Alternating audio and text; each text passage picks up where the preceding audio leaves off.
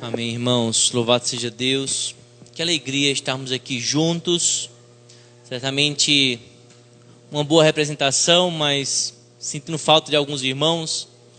Entendemos os imprevistos que acontecem. Hoje é dia de carreata, né? Aqui na cidade. Está sendo um dia turbulento aqui, mas glória a Deus que os irmãos conseguiram chegar até aqui. O Senhor deu essa graça. Estamos juntos para ouvir a palavra de Deus.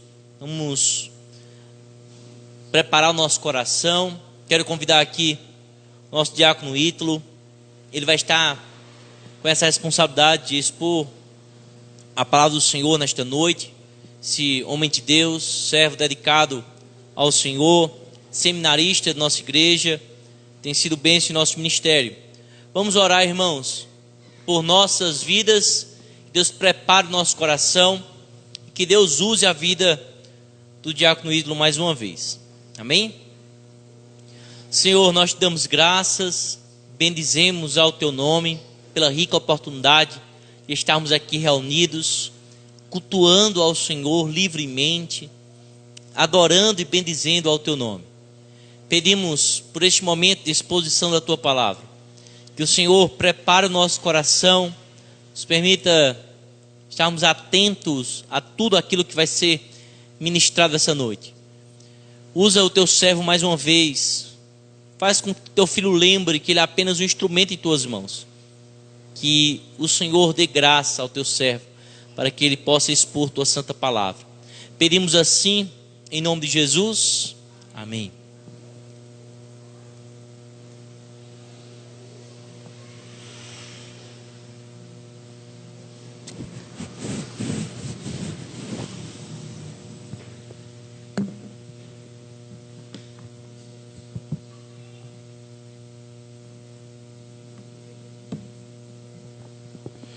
Meus irmãos, boa noite, a graça e a paz do Senhor Jesus a todos, amém?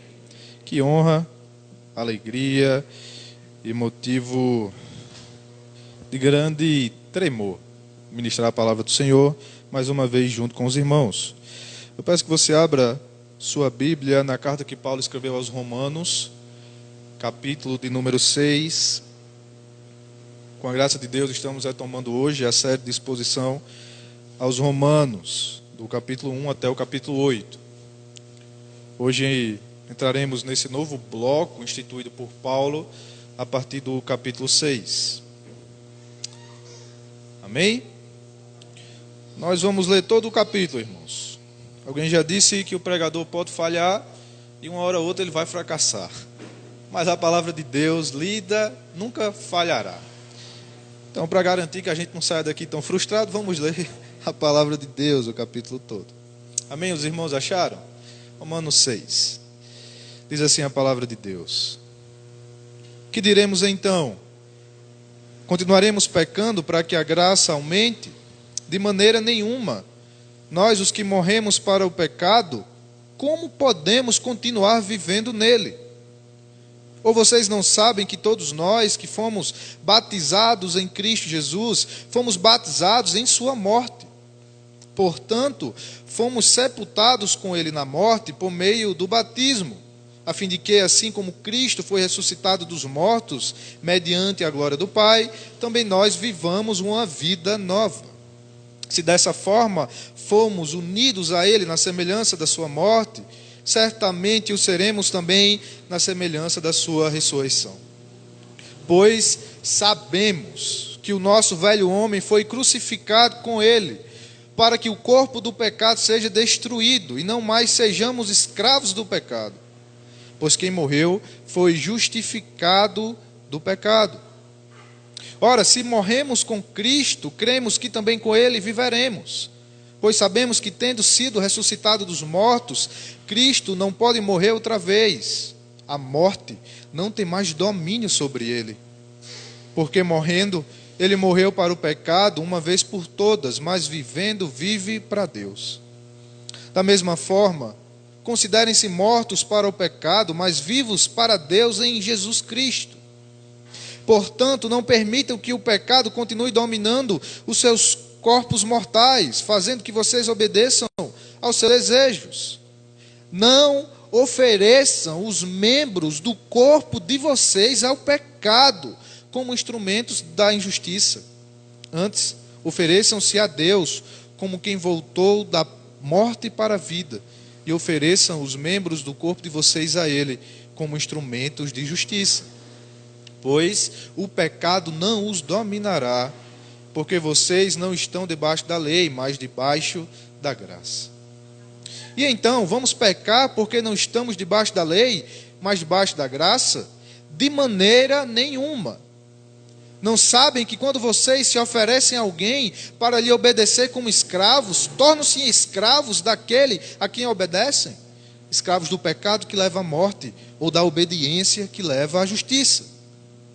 Mas graças a Deus, porque embora vocês tenham sido escravos do pecado, passaram a obedecer de coração a forma de ensino que lhes foi transmitida. Vocês foram libertados do pecado e tornaram-se escravos da justiça.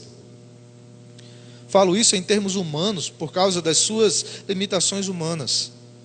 Assim como vocês ofereceram os membros do seu corpo em escravidão à impureza e à maldade que leva à maldade, ofereçam-nos agora em escravidão à justiça que leva à santidade. Quando vocês eram escravos do pecado, estavam livres da justiça. Que fruto colheram então das coisas das quais vocês agora se envergonham? O fim delas é a morte. Mas agora que vocês foram libertados do pecado e se tornaram escravos de Deus, o fruto que colhem leva à santidade e o seu fim é a vida eterna. Pois o salário do pecado é a morte, mas o dom gratuito de Deus é a vida eterna em Cristo Jesus, nosso Senhor. Vamos ao Senhor em oração, irmãos, mais uma vez. Senhor, nós declaramos, ó Pai, a nossa limitação e dependência do Senhor. Pedimos a Tua assistência, ó Deus, porque nada podemos fazer sem Ti.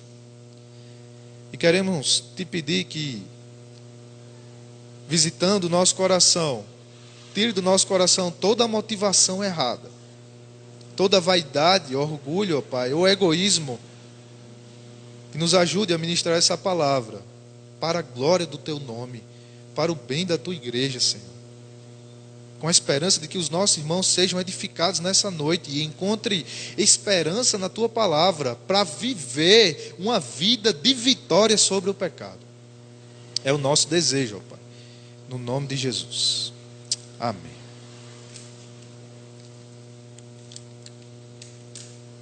O que é o pecado? E como temos nos relacionado com o pecado que habita em nós? Apesar do clamor das vozes da nossa sociedade, apesar da guerra das ciências humanas para destruir o conceito de moralidade e o conceito de pecado, apesar da sociedade relativista e pluralista na qual vivemos, que abandonou o conceito de moralidade objetiva e o conceito de Deus, e querem tirar da nossa língua o próprio conceito e noção do pecado, o cristão sabe que há um Deus e que é pecador diante desse Deus.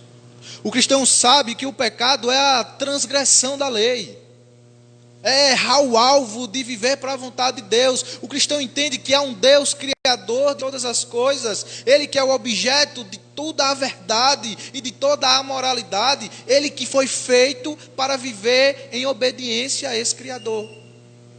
Mas pela sua natureza, herdada em Adão, como lemos no capítulo 5, ele possui essa guerra obstinada contra Deus, que é o pecado.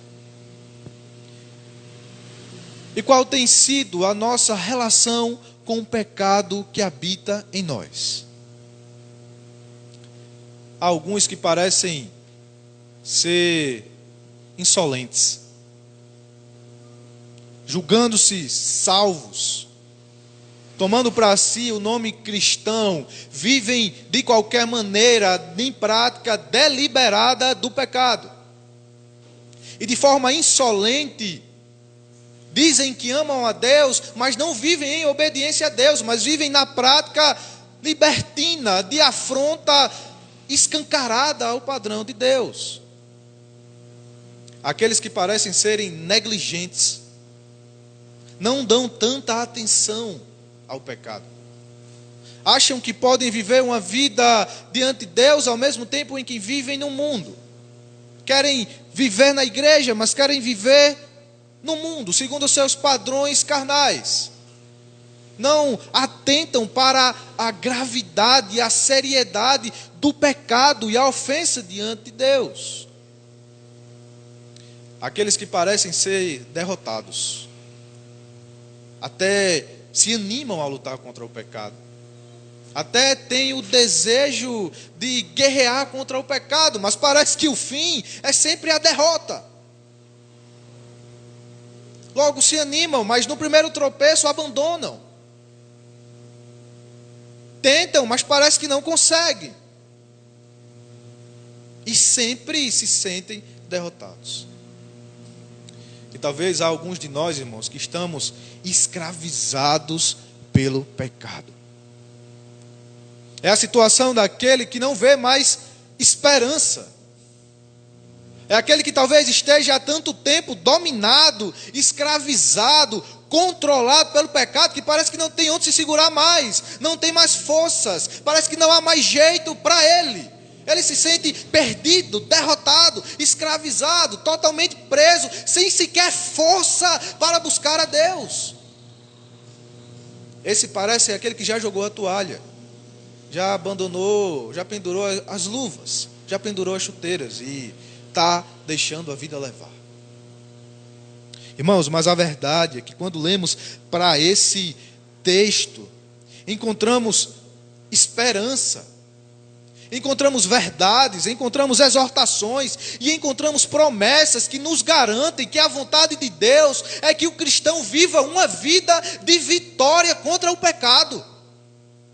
O que Deus tem reservado para nós não é algo superficial, não é algo banal, é uma vida de vitória contra o pecado. É isso que o Senhor quer para mim e para você, amém, meu irmão?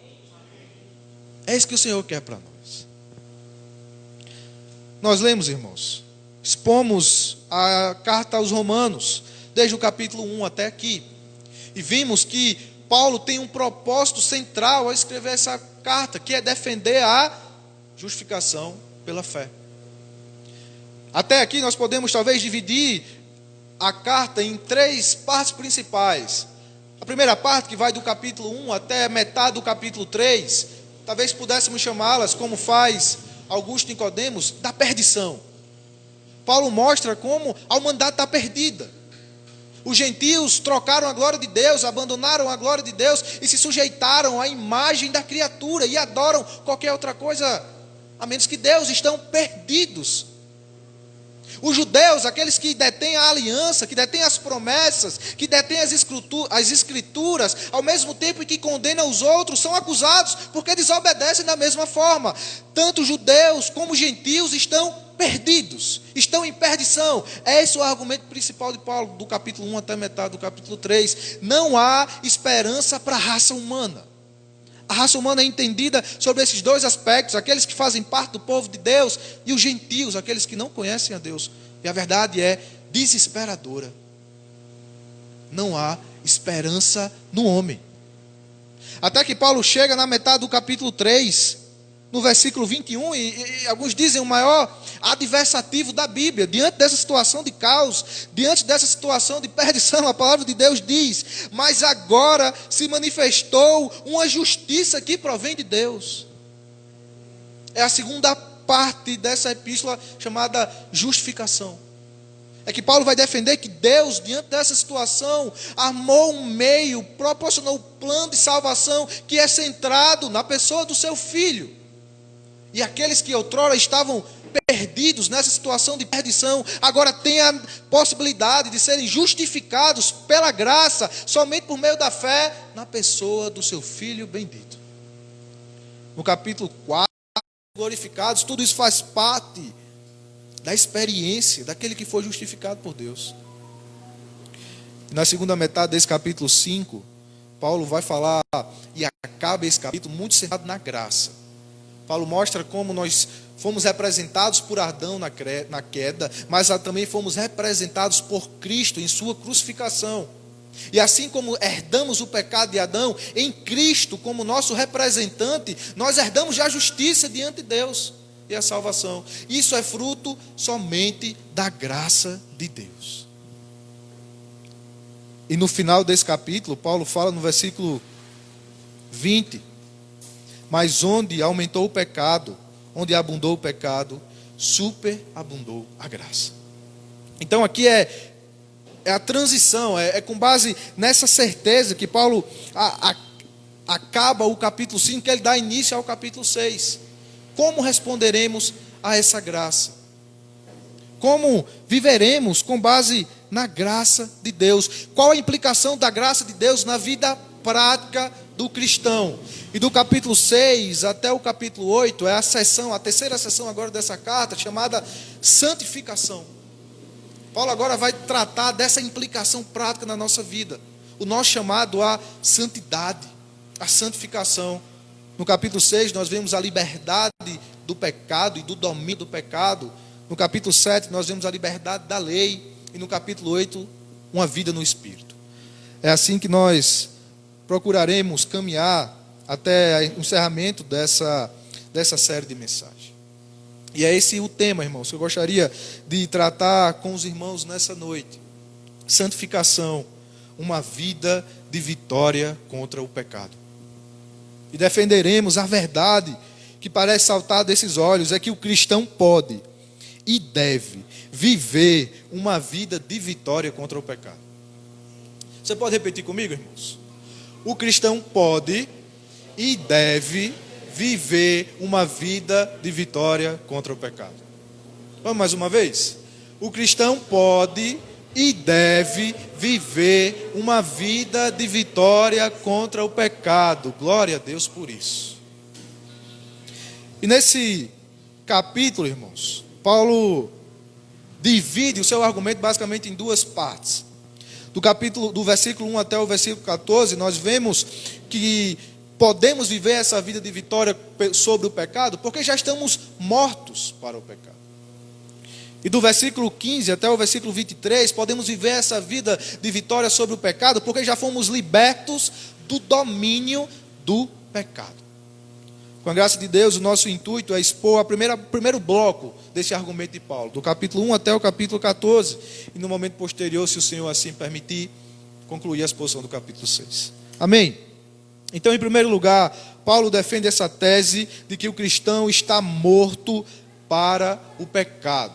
Versículo 1 até o versículo 14.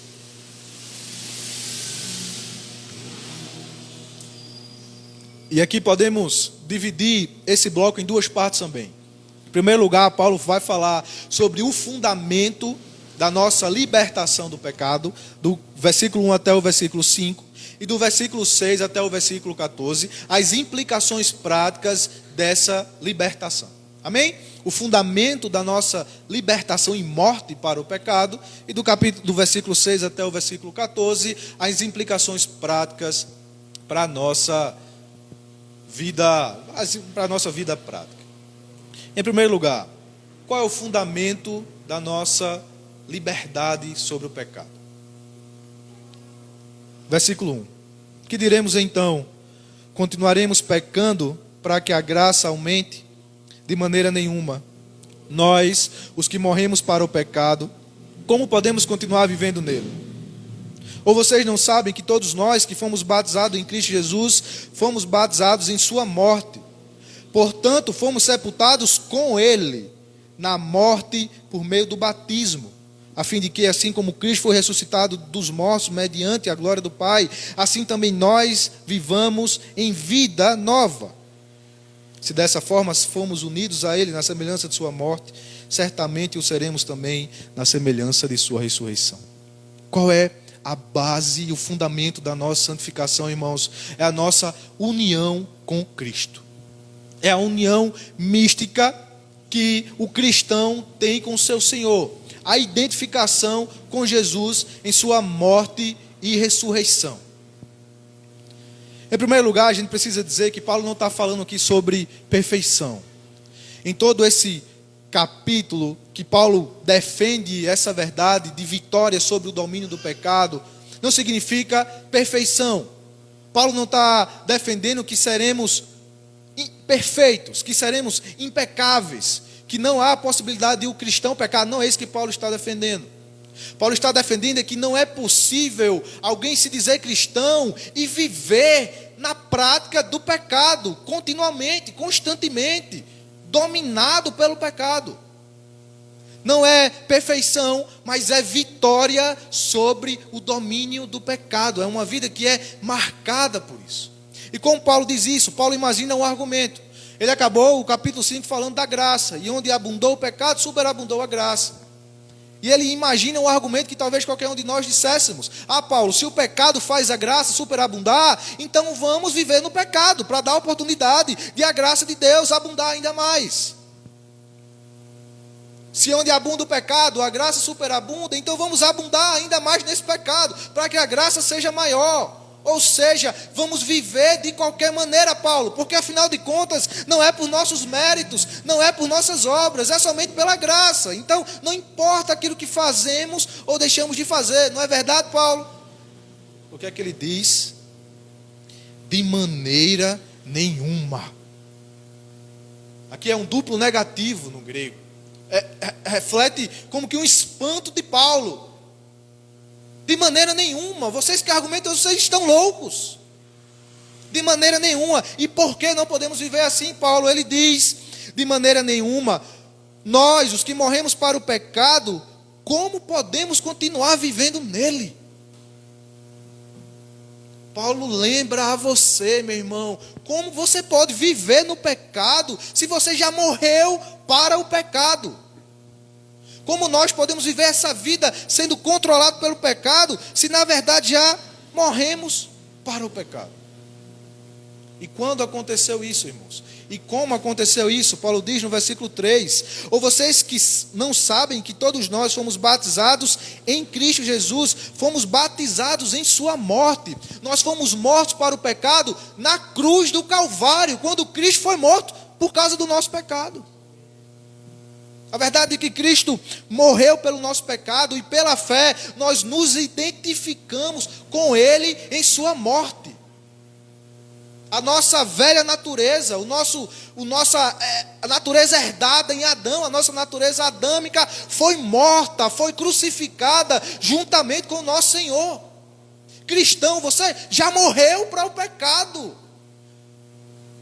Isso é uma verdade exposta na palavra de Deus. Se você creu em Jesus, se você depositou a sua fé em Jesus como seu Senhor e Salvador, você está unido com Ele de forma tão maravilhosa que a morte dele é contada com sua morte. E morremos muito antes de nascermos. Morremos com Cristo na cruz do Calvário. Quando Cristo morreu na cruz, como se nós tivéssemos morrido também. É isso que Paulo diz no versículo 4. Portanto, nós fomos sepultados com Ele na sua morte. Nós herdamos essa natureza de Adão. Nós somos, por natureza, desobedientes, rebeldes para com Deus, mas pela fé, quando pela graça de Deus, quando se manifestou essa justiça de Deus em nosso favor, Deus nos considerou como se tivéssemos morrido juntamente com Cristo, como se a nossa dívida tivesse sido totalmente paga por causa da morte do seu Filho. E quando Deus olha para nós, Ele vê alguém que foi morto para a sua velha natureza e que se identificou com Cristo. E como isso é possível, irmãos? É o mesmo argumento que Paulo usou no capítulo 5, porque Cristo é o nosso representante. Assim como Adão nos representou e herdamos essa natureza dele, assim Cristo é o representante de todos aqueles que creem em seu nome. Mas não somente isso, irmão. Se nós estamos unidos, identificados com o nosso Senhor, nos identificamos com Ele em sua morte, mas nos identificamos também com Ele em sua ressurreição. Na metade do capítulo 4, ele diz assim, a fim de que, assim como Cristo foi ressuscitado dos mortos mediante a glória do Pai, também nós vivamos em novidade de vida, uma vida nova.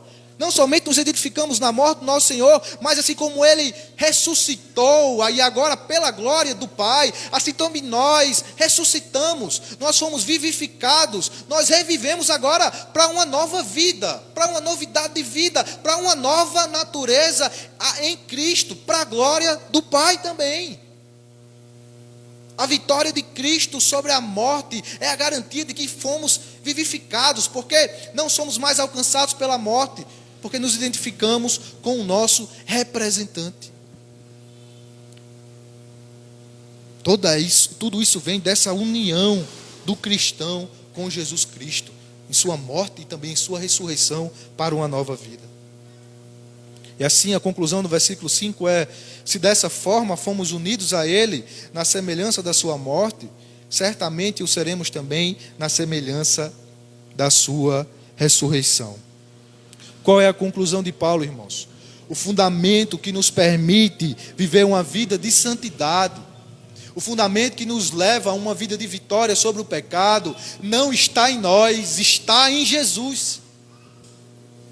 É a nossa união com Ele, é a nossa união em sua morte, a nossa união para a nossa velha natureza e para os domínios do pecado, de quem éramos outrora. E a nossa garantia de uma nova vida para viver para Ele, para a glória do Pai, para que andássemos em novidade de vida. Essa união na morte e na ressurreição de Cristo, a união do crente com Jesus, é o fundamento da nossa santificação, irmãos. Por que isso é importante, queridos? Porque nós até entendemos por vezes que a nossa justificação é pela fé. Mas parece que ao longo da caminhada queremos ser santificados pelas obras. Parece que queremos ser santificados por nós mesmos, na força do nosso poder, na força do nosso braço. Pensamos talvez que essa guerra contra o pecado pode ser vencida em nós mesmos e por nós mesmos e na nossa força e conforme os nossos méritos, mas não é verdade. O mesmo fundamento que justifica o Filho de Deus é a mesma base que o santifica. Nós fomos justificados e fomos santificados por causa de e por meio de essa união com o nosso Senhor Jesus. Ele é a fonte da nossa santificação, Ele é a fonte da nossa vitória contra o pecado. E por isso eu gostaria de lembrá-lo, meu irmão. Você não consegue vencer o pecado por suas próprias forças. Você não consegue vencer o pecado por suas próprias forças. Não é Ítalo que vence o pecado, não é Valdenes que vence o pecado, não é nada que Diogo venha a fazer, não é nada dentro de nós. Esse fundamento para a nossa santificação está em Cristo somente. Ele é a base que nos leva a essa vitória contra o pecado, nessa união com Ele. E o que é que isso implica, irmãos? É que precisamos dEle para ser santificados. Parece ser uma observação boba, mas precisamos vir até Ele. Precisamos estar unidos com Ele. Precisamos vir a Ele, desfrutar dessa união e desfrutar dessa verdade e lembrar dessa verdade de quem somos, da nossa velha natureza que morreu e que ressurgimos para uma nova vida em Cristo e por meio de Cristo e para a glória de Cristo. Você precisa de Cristo. Eu já ouvi, e sou até piedoso, mas me parece ser uma insensatez. Já vi as pessoas dizerem: não, eu preciso primeiro me curar desse vício, eu preciso deixar de fumar, ou eu preciso deixar de jogar, ou eu preciso deixar de me prostituir. Aí sim, talvez aí eu vou a Jesus. Eu preciso deixar de fazer isso primeiro para depois ir a Jesus. Eu deixei de fazer isso ou isso porque eu me sinto tão indigno. Você é indigno, sim. Mas o Evangelho não é sobre a sua dignidade, é sobre a dignidade do Filho de Deus, que é creditada em nosso favor. Então nós podemos e devemos ir a Cristo da forma como estamos, irmãos. Olha a esperança que brota dessa união. Nós estamos unidos, nós que fomos justificados, fomos unidos com Jesus e não perdemos a condição de filhos de Deus, dessa nova natureza. Nós podemos ir até Ele na certeza de que Ele não nos rejeitará. Você pode ir a Jesus do jeito que está, tão sujo como esteja, tão abandonado como esteja, e o Senhor não fechará a porta para você. Você precisa dele, irmãos. Veja o filho pródigo. Aquele jovem estava sujo. Ele fedia a porcos, talvez. As suas roupas estavam como que rasgadas. Ele estava numa situação deplorável. Ele estava perdido, ele estava imundo. Mas ele foi ao pai do jeito que estava. Ele correu para a casa do pai no momento em que se percebeu a sua tolice. Ele foi do jeito que estava. Ele não se limpou para ir. Ele não se aperfeiçoou para ir. Ele reconheceu a necessidade de estar com o pai. Por isso, corra para a casa do pai do jeito que você está. Essa é a base. Nós precisamos de Jesus e podemos ir até Ele do jeito que Ele está. Deixe-me aplicar também da seguinte maneira. Você não consegue sozinho. Então não despreze a Cristo. E não despreze o corpo de Cristo também. Nós não conseguimos sozinhos, irmãos. Nós precisamos estar ligado ao corpo de Cristo. Nós precisamos uns dos outros, melhor dizendo. É comum você ver irmãos dizerem assim: ah, meu irmão, é porque eu estou tão mal, eu não estou conseguindo ler a Bíblia, eu não consigo orar mais, eu estou tão mal, eu vou deixar a igreja, eu preciso ficar um tempo sozinho, e depois eu volto. É porque eu estou mal, eu não posso ir para a igreja, eu não consigo ir. Meu irmão, você não consegue sozinho, então para que você vai se afastar ainda mais? Só haverá de se arruinar ainda mais, de se perder ainda mais. Nós precisamos estar ligados a Cristo. E Cristo, que é o cabeça do corpo, está ligado ao corpo. E um membro do corpo precisa e depende do outro membro. Somos todos parte de um membro só, que é o corpo de Cristo, que é a igreja. Nós precisamos uns dos outros e por isso não conseguimos sozinhos. Nós somos pedras desse edifício, cuja pedra angular é o Senhor Jesus. Estamos juntos e unidos e precisamos uns dos outros. Por isso, corra para Cristo, irmãos, e desfrute dos meios de graça que Ele tem no meio do seu povo para você. Precisamos ouvir a palavra, precisamos ser motivados e exortados por ela, precisamos viver a comunhão de todos os santos, precisamos ajudar uns aos outros e precisamos uns dos outros na luta contra o pecado. Amém, meus irmãos?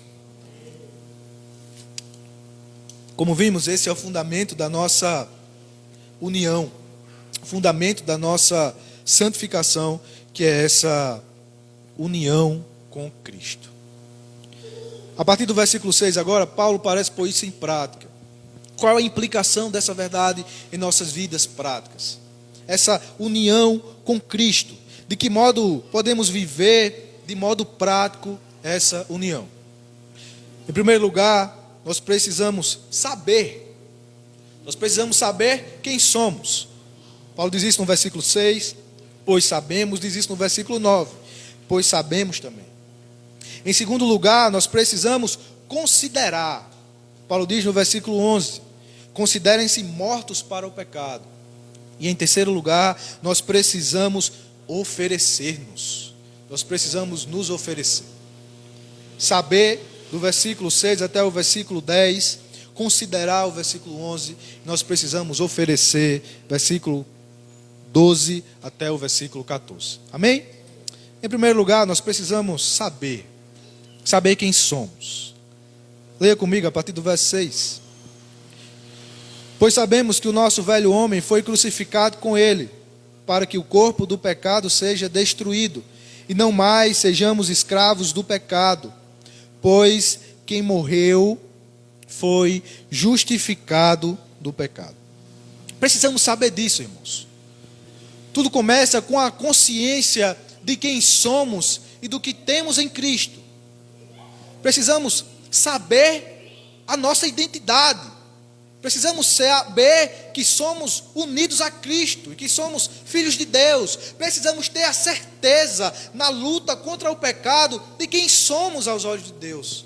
E a pergunta é: quem somos? Sabemos que o nosso velho homem foi crucificado com Ele. O velho homem, quem é o velho homem? É a nossa natureza adâmica, herdada em Adão. E é o homem que vivia antes da graça de Deus. É a totalidade do ser que éramos antes da graça. As nossas ações, as nossas motivações, o nosso falar, o nosso agir. Esse velho homem, essa natureza, essa totalidade de quem éramos, foi crucificado. Isso é decorrência dessa união com Cristo. Quando Cristo foi crucificado, é como se nós também tivéssemos sido crucificados. Quando o nosso representante foi crucificado, assim também o velho homem foi crucificado, para que o pecado que habitava no corpo desse velho homem fosse deixado sem poder. É isso que Paulo diz: foi crucificado com ele para que o corpo do pecado seja destruído. Ou seja, esse corpo inclinado ao pecado, essa natureza inclinada ao pecado, na crucificação ela foi destruída. E o que é que significa essa palavra destruído? Aqui nesse texto, a palavra no grego não significa aniquilação. Não significa que o corpo do pecado ou a inclinação do pecado foi totalmente aniquilada do nosso ser, porque não fomos. Se você olhar para si mesmo, se você olhar para a palavra de Deus e a história da igreja, veremos que a igreja luta contra o pecado. Nós mesmos lutamos dia a dia contra o pecado. Essa natureza ainda está em nós. Faz parte da caminhada cristã, essa guerra diária contra o pecado. Mas a palavra destruição significa não desapareceu, mas foi vencido. Esse corpo, ainda que não tenha desaparecido, ainda que esteja em nós, ele foi vencido quando fomos crucificados. Ou seja, obtemos a possibilidade de vencer o domínio do pecado. E lembre-se, não estamos falando de perfeição, porque nenhum de nós o somos. Estamos falando de uma vida que é marcada pela vitória sobre o pecado, pela resistência, pela possibilidade de dizer não a ele e de não obedecê-lo como um súdito obedece a um rei. E não obedecê-lo como um escravo obedece ao seu senhor. Ele não é mais agora o nosso senhor. Ele não mais diz aquilo que fazemos ou deixamos de fazer. Nós não obedecemos mais. Mas ele foi destruído. O corpo inclinado ao pecado foi destruído. Ou seja, foi tornado sem poder. Ele foi vencido, ainda que não tenha sido aniquilado. Isso tem uma finalidade, para que não sejamos mais escravos do pecado, porque quem morreu foi justificado do pecado, final do versículo 6. Vocês que foram mortos, que se identificam na morte e na crucificação de Cristo, fomos dotados dessa nova natureza. Essa nova natureza que possibilita o fato de não sermos mais escravos controlados pelo pecado. Afinal, quem morreu com Cristo já é justificado do pecado, é isso que Paulo diz. Ou seja, quem morrer já foi justificado. E quem é que foi justificado? É aquele que já pagou o preço. Por causa dessa união com Cristo, Jesus morreu para pagar o preço do nosso pecado. É como se nós tivéssemos pago o preço também. Olha só como Deus olha para nós. Cristão, olha como Deus olha para você. Como alguém que foi justificado do pecado, alguém que não deve mais nada, alguém cuja conta foi saldada, foi quitada. Ainda que você esteja lutando contra o pecado, ainda que você esteja sofrendo derrotas, Deus olha para você, e quando olha para você não vê o seu demérito, mas vê o mérito e a glória de Cristo. Se você está unido com Jesus, o seu saldo já foi quitado, você não deve mais nada, você já foi justificado do pecado. Essa é a nossa natureza, irmãos. Precisamos lembrar quem somos. E não somente isso, nós somos alguém que também venceu, porque Cristo venceu. Olha o que ele diz no versículo 8. Ora, se morremos com Cristo, cremos que também com Ele viveremos. Pois sabemos que, tendo sido ressuscitado dos mortos, Cristo não pode morrer outra vez. A morte não tem mais domínio sobre ele. Porque morrendo, ele morreu para o pecado, uma vez por todas, mas vivendo, vive para Deus. A união com Cristo não garante somente a certeza da nossa morte, mas também a certeza de que ressuscitamos com Ele. E como Paulo diz no versículo 8, com Ele viveremos. Não somente no porvir, não somente na eternidade, mas agora. Vivemos com Cristo, temos Ele ao nosso lado. Vivemos com Ele, para Ele e pela força dEle.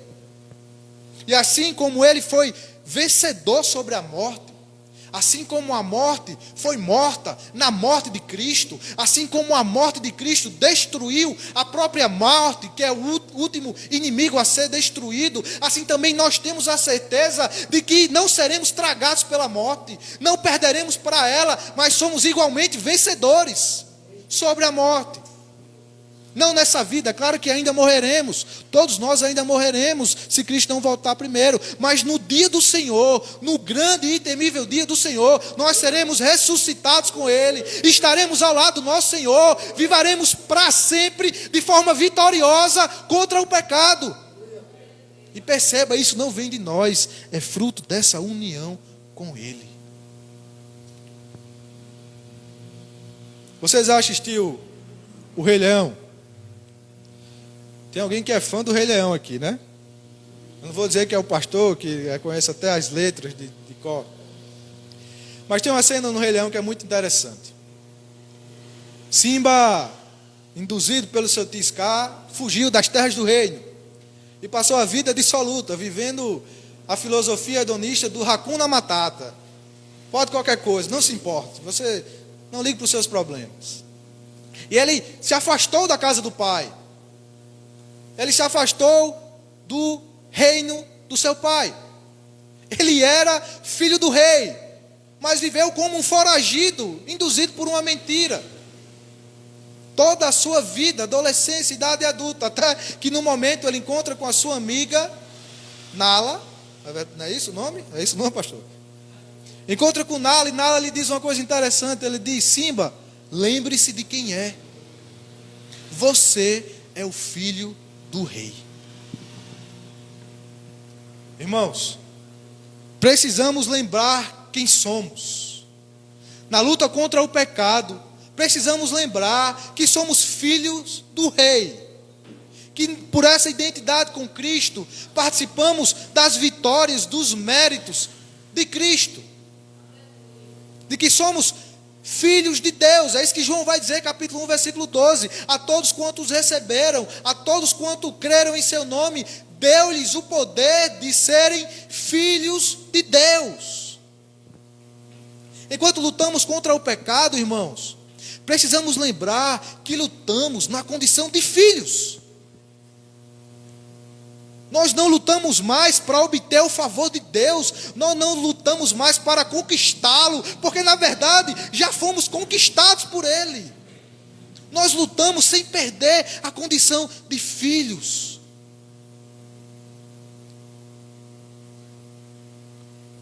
E que fomos dotados dessa nova natureza. E em segundo lugar, lutamos contra o pecado na certeza da vitória. É alguém que vai fazer uma prova, irmão, sabendo que já foi aprovado. É o professor que aplica a prova para um aluno, mas já sabe que aquele aluno já está aprovado, ainda que não faça a prova. Por quê? Porque o Filho de Deus já foi aprovado em seu lugar. Ele viveu uma vida perfeita. Nele não foi encontrado pecado, e por isso a morte não pôde detê-lo. Por isso ele triunfou sobre a morte. E por essa união mística com o Senhor, nós também triunfaremos sobre a morte na nossa ressurreição. Ou seja, já estamos aprovados, porque Cristo foi aprovado no nosso lugar.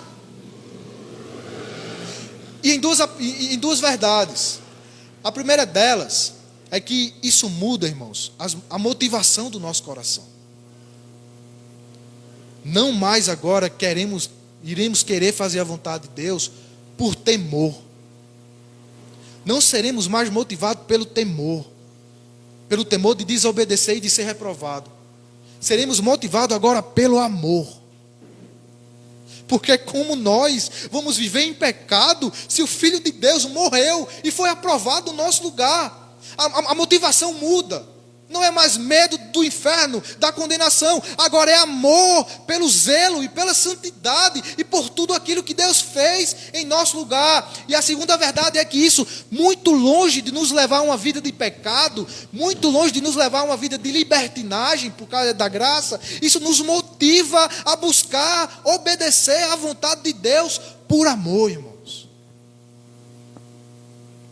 A certeza que já somos vitoriosos em Cristo muda o paradigma de nossa vida. E agora nos leva a buscar lutar contra o pecado por amor àquilo que Deus fez por nós. Não há maior motivação para a santidade, irmãos, do que o amor a Deus. Amém? Em segundo lugar, como podemos viver de forma prática essa verdade dessa união com Cristo? Paulo diz no versículo 11: da mesma forma, considerem-se mortos para o pecado, mas vivos para Deus em Cristo Jesus. Lembrem-se de quem são. Lembrem-se da sua natureza. Vocês são filhos de Deus. Você continua sendo filho. Lute contra o pecado. Não para agora conquistar a Deus, mas lute para agradá-lo, porque Ele já lhe conquistou. Em segundo lugar, considerem-se mortos pelo pecado. Essa palavra considerem-se, ela é tirada do contexto comercial, do contexto contábil. É levar em conta, significa levar em conta algo, uma conta de forma exata, segura e fixa. O que é que Paulo está dizendo? Que é algo concreto e exato. Nós devemos nos considerar como se já estivéssemos mortos para o pecado. É um fato constatado, é um fato objetivo. Não depende da nossa sensação, não é subjetivo. Não depende se a gente sinta ou não. Deus está dizendo que nós já estamos mortos para o pecado. É um fato concreto, tirado desse contexto comercial, significando isso. Deus nos considera como mortos para o pecado. A figura de mortos aqui não é a ideia de um morto que não reage a estímulos externos. Não é um morto que não reage aos 5 sentidos porque ele está morto. Não é essa imagem que Paulo está usando. Porque, como já dissemos, se você olha para si mesmo, você sabe que o pecado ainda está em você. Você guerreia contra o pecado. Mas é a figura de que lutamos, de que consideramos como verdadeiro aquilo que Deus diz a nosso respeito. De tal modo agora que essa convicção faz parte de nós. De que não somos mais o que costumávamos ser. De que a nossa natureza foi mudada. Estamos mortos para o pecado no sentido de que não somos mais quem éramos. E aí isso é que Deus diz sobre nós. É a certeza de que a nossa vida agora deve ser vivida em resposta a essa verdade.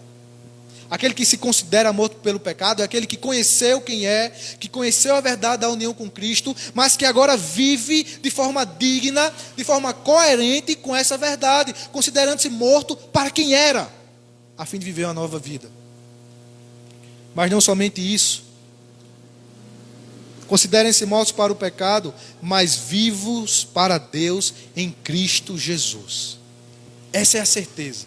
Considerem-se mortos. Considerem que morreu. É Deus que está dizendo isso. Ainda que você não sinta. Você está morto para o pecado. No sentido de que não é mais quem era. E agora você deve viver para Deus. Buscando as coisas do alto. Buscando servi-lo. Deixando para trás as coisas que ficaram. E buscando alcançar o prêmio da soberana vocação. Com os olhos fitos em Cristo.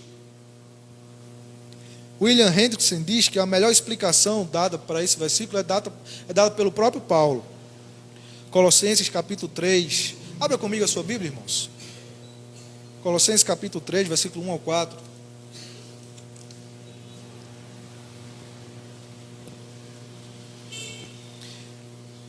Olha a explicação, interpretação dessa verdade que estamos mortos para o pecado e vivos para Deus. Como é que vivemos à luz disso? Colossenses 3:1. Portanto, se fostes ressuscitados juntamente com Cristo, Buscai as coisas lá do alto, onde Cristo vive, assentado à direita de Deus. Pensai nas coisas lá do alto, não nas que são daqui da terra, porque morrestes e a vossa vida está oculta juntamente com Cristo. Paulo, ele mesmo interpreta isso. Porque morrestes e a vossa vida está oculta em Cristo, em Deus. Quando Cristo, que é a nossa vida, se manifestar, então vós sereis manifestados com Ele em glória. Eis que significa, irmãos, estar morto para o pecado, é viver agora não para si mesmo, mas viver para as coisas do alto, viver para Deus. Você está morto para si mesmo e agora deve viver para Deus. Pode voltar lá, irmãos, Romanos 6.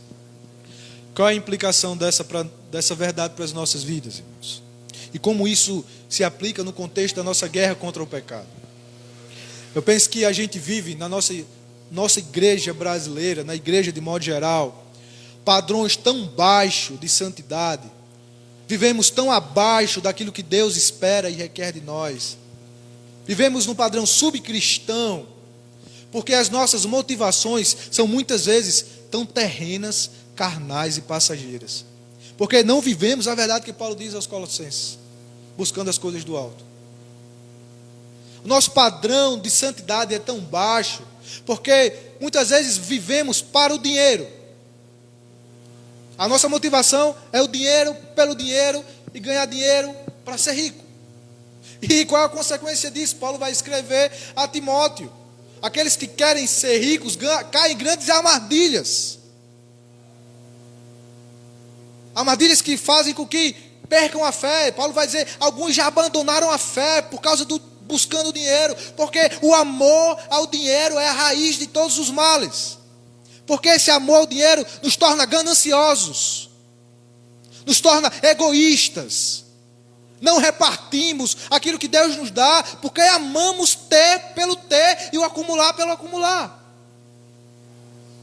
Vivemos padrões de santidade porque a nossa motivação é muitas vezes alcançar títulos e reconhecimento diante das pessoas.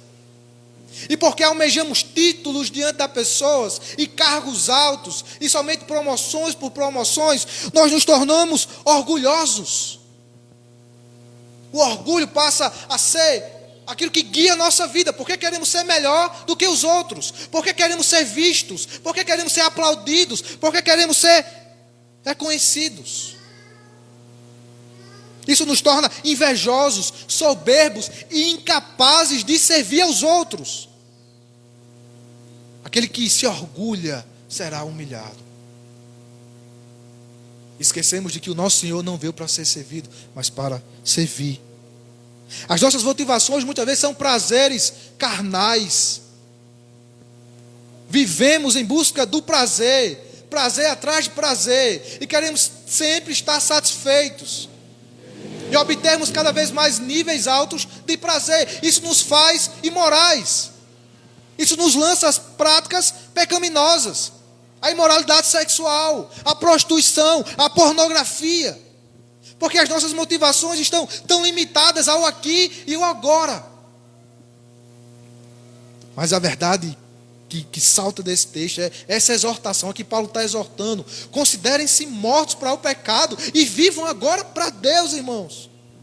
Vivam agora para a glória de Deus, vivam para as coisas que são do alto. Utilize o dinheiro para a glória de Deus, repartindo aquilo que você tem, investindo no reino de Deus. Abra as portas de sua casa e viva para a glória de Deus. Busque o poder não para si mesmo, não para ser reconhecido. O poder pode ser usado para servir, para servirmos outros. Aquele que quer ser grande, seja como quem sirva.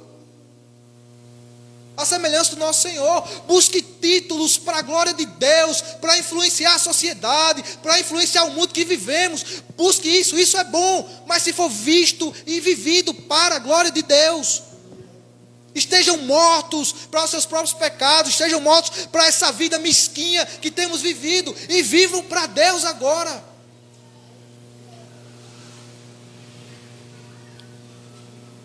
Para concluir, irmãos, terceira coisa, como aplicamos essa verdade da união com Cristo? Ofereçam-se a Deus. Paulo diz no versículo 13: Versículo 12, perdão. Portanto, não permitam que o pecado continue dominando os seus corpos mortais, fazendo que vocês obedeçam aos seus desejos. Não ofereçam os membros do corpo de vocês ao pecado, como instrumentos da injustiça. Antes, ofereçam-se a Deus como quem voltou da morte para a vida, e ofereçam os membros do corpo de vocês a Ele como instrumentos de justiça. Paulo faz duas exortações negativas e uma positiva. A primeira delas: não permitam que o pecado continue dominando os seus corpos mortais.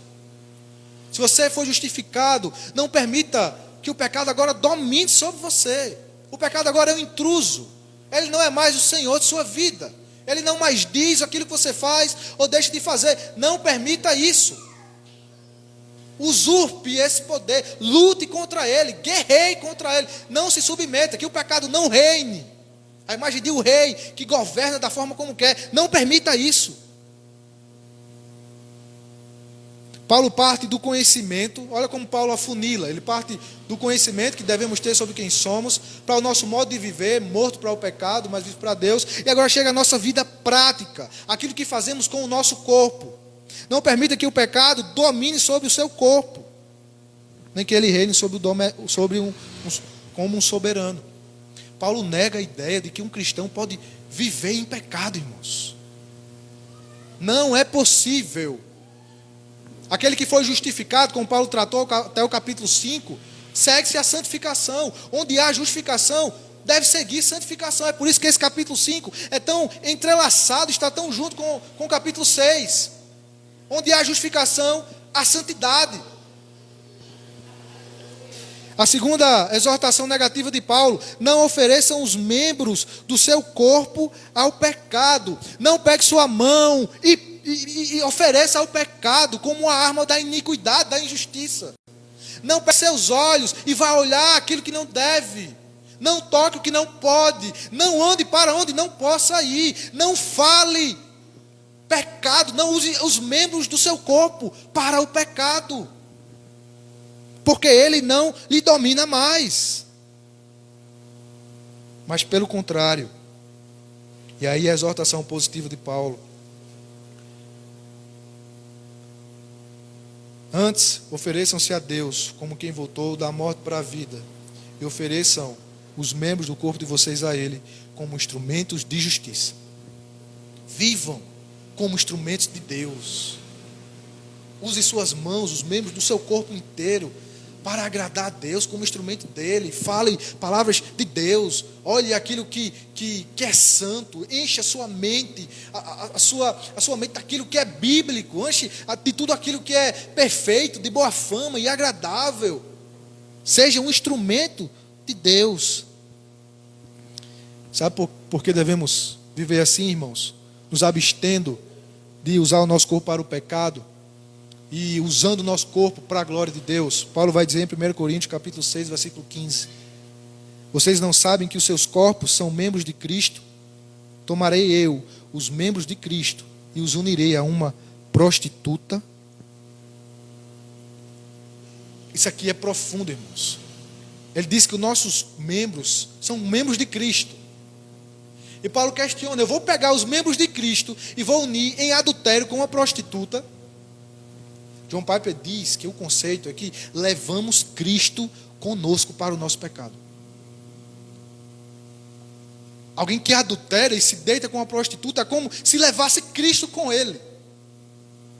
Aquele que usa a boca para mentir, usa a boca de Cristo para mentir. Aquele que usa a mão para roubar, usa o membro de Cristo para roubar. Aquele que olha o que não deve, olha com o olho de Cristo o pecado. Porque estamos unidos com Cristo.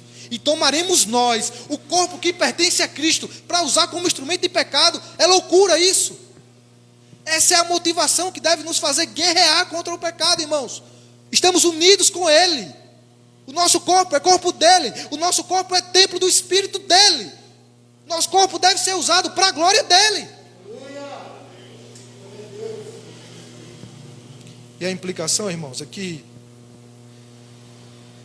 o Senhor não é Senhor de partes. O Senhor é Senhor de todo. Não podemos andar divididos. Não podemos usar um membro para a glória de Deus e outro como instrumento da iniquidade. O que Paulo está nos chamando aqui é para entregarmos todo o nosso ser de forma plena e completa a serviço de Deus. É uma total consagração a Deus e a sua vontade. Olha o que ele diz no versículo 13: não ofereçam os membros do corpo ao pecado. Quando Paulo está falando de se oferecer ao pecado, ele fala de membros do corpo.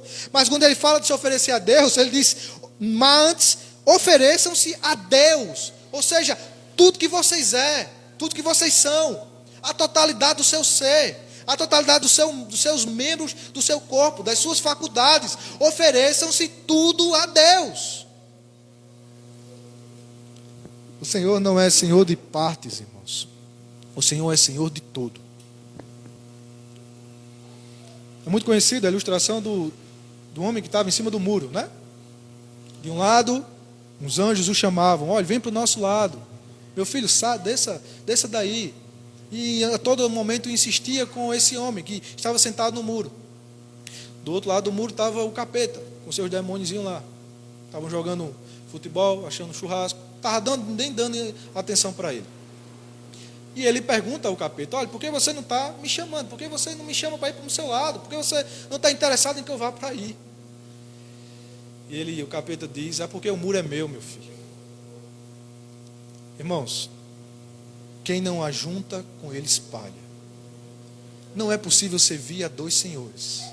Com Deus é tudo ou nada. Ele requer de nós não a parte do nosso ser, não a parte do nosso tempo. Ele requer de nós não o domingo. Ele requer de nós a semana toda. Ele não requer de nós só 10% do nosso salário. Ele requer o nosso salário todo para ser usado para a glória dele. Ele não requer de nós algumas horas do nosso dia. Ele requer de nós as 24 horas do nosso dia. Ele nos quer por inteiro, irmãos. Por inteiro. Amém? Quem que é o pecado e como temos nos relacionado com o pecado que habita em nós? Podemos ser como o tolo, que diz que não há Deus, não há pecado. A Bíblia fala disso de forma tão real. O pecado como alguém que domina aquele que está longe da graça, aquele que é escravizado por ele. Podemos ser negligentes e não levar tão a sério isso. Não é isso que Deus quer para nós. Talvez conheçamos alguém que seja insensato, que seja tão louco a ponto de dizer que a graça lhe permite viver de qualquer maneira. Talvez estejamos agora como derrotados pelo pecado, enfrentando as lutas, mas sendo constantemente derrotados diante delas. Talvez, irmãos, estejamos escravizados pelo pecado e sequer enxergamos uma luz no fim do túnel. Nesse texto, irmão, nós encontramos verdades e exortações e promessa. E a promessa está no versículo 14. Porque o pecado não lhes dominará. Porque vocês não estão debaixo da lei, mas debaixo da graça. Olha para essa verdade, meu irmão, minha irmã. Olha para a natureza da nossa união com Cristo. Morremos com Ele, ressuscitamos com Ele, somos salvos dele, fomos dotados de uma nova natureza. Nós somos filhos de Deus porque estamos unidos com Cristo. E o pecado não apagará isso de você. Saiba quem é. Você é filho de Deus. Você continua sendo filho. Você que foi justificado por Deus, que está unido com Cristo, continua sendo dele, filho dele. E tenha certeza da vitória por causa dele. Por isso, considerem-se mortos. Viva uma vida digna disso, em conformidade com essa verdade. Morto para quem você era e agora vivo para as coisas de Deus do alto. E por fim, irmãos, descanse em Deus. Seja animado com essa promessa. O pecado não nos dominará. Vamos orar em nome de Jesus. Nós te louvamos, ó Deus, porque o Senhor é o fundamento, o Senhor, Jesus, é a base da nossa santificação. Não queremos, ó Deus, viver com padrões tão baixos, ó Deus, de moralidade, de obediência ao Senhor. Não fomos chamados à escravidão, ao pecado, mas nós podemos, Senhor, e nós devemos viver uma vida de vitória contra o pecado. E temos essa certeza, Pai, por causa de Cristo, por causa somente de Cristo. Te peço que nos fortaleçam nessa caminhada. Eu oro pela vida da tua igreja, Pai, por aqueles que têm enfrentado lutas, por aqueles que talvez não vejam esperança, por aqueles que têm sido derrotados, por aqueles que foram chamados à atenção nessa noite, que é possível e que eles devem viver uma vida de vitória contra o pecado, ó Deus. Mas para isso dependem do Senhor. Alguns de nós estamos tão cansados, Senhor. Estamos fatigados. Te pedimos, venha ao nosso encontro. Grava essas verdades em nosso coração. E nos motiva, Senhor. Enche o nosso coração de esperança. Nos faz viver essa vida de vitória contra o pecado, para a glória do Teu nome. Em nome de Jesus nós oramos.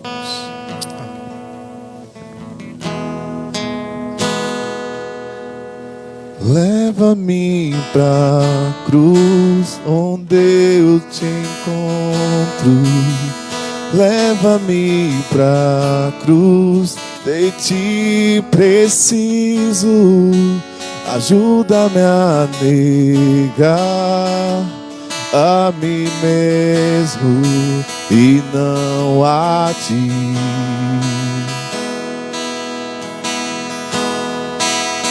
Leva-me pra cruz, onde eu te encontro.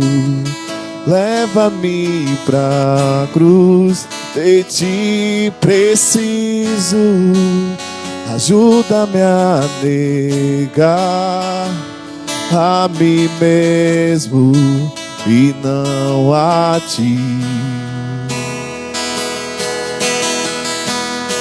Pois se morri para o mundo, esse mundo não me atrai mais.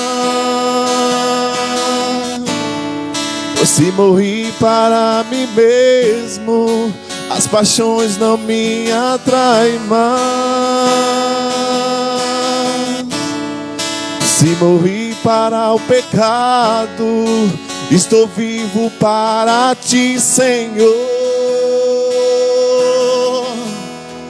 Eu estou crucificado, estou crucificado contigo. Eu estou crucificado, estou crucificado contigo. Pois se morri para o mundo, esse mundo não me atrai mais. Pois se morri para mim mesmo, as paixões não me atraem mais. E se morri para o pecado, estou vivo para ti, Senhor. Eu estou crucificado, estou crucificado com Cristo. Eu estou crucificado, estou crucificado contigo.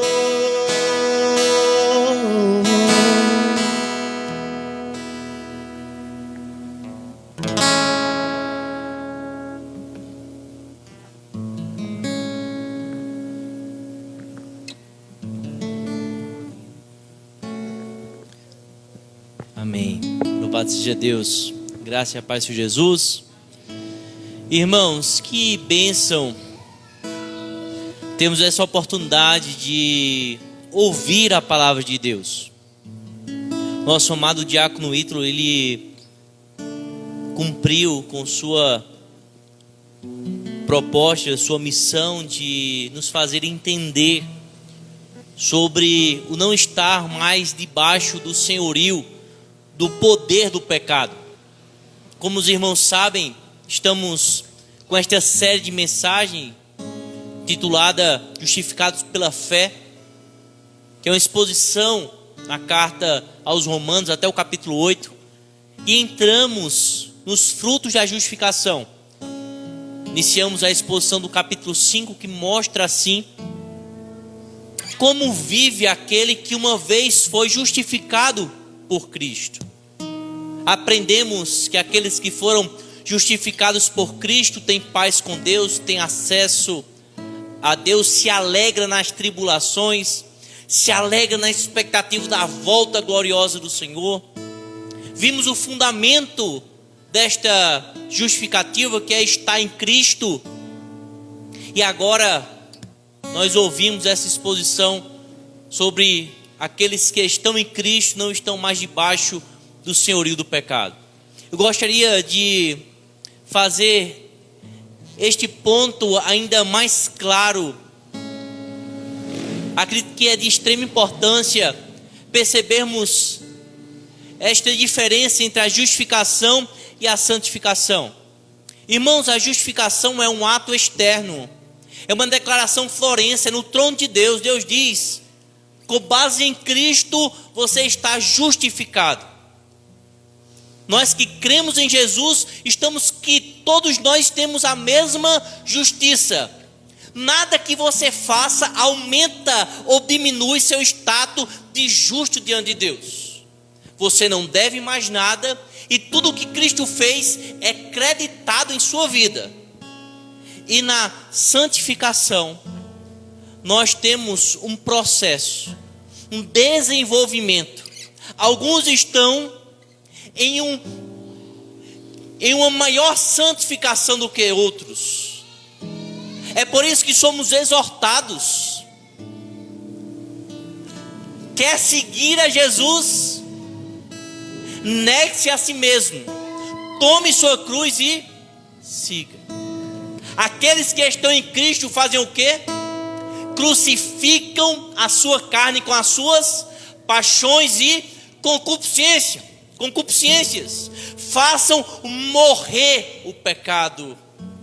Este processo só é possível porque nós já fomos mortos em Cristo e ressuscitamos para uma nova vida. E assim, em Cristo, nós somos capazes, pelo Espírito de Deus, nessa nova natureza, de lutar, guerrear, crucificar na dependência de Deus, no Senhor. Irmãos, eu sei que é difícil. Nós ainda somos pecadores. Dentro do nosso coração tem coisas terríveis. Mas como foi dito aqui, isso não é mais parte de nós, no sentido da nossa nova natureza. Não temos mais parte, não queremos isso, que isso morra, que possamos ver nossa antiga natureza crucificada, enfraquecida, morrendo dia após dia. E como fazemos isso, irmãos? Como fazemos isso, irmãos? Não é simplesmente falando, eu creio. Não é simplesmente dizendo, creio. Mas é na dependência, na busca, no trato, na intensa luta, na guerra. É crucificando, é fazendo morrer, é criando estratégia, é na dependência de Deus, é em jejum, é em oração, é criando diante de Deus essa busca constante. Não podemos ser negligentes, irmãos. A luta é ferrenha. Nossa natureza pecaminosa está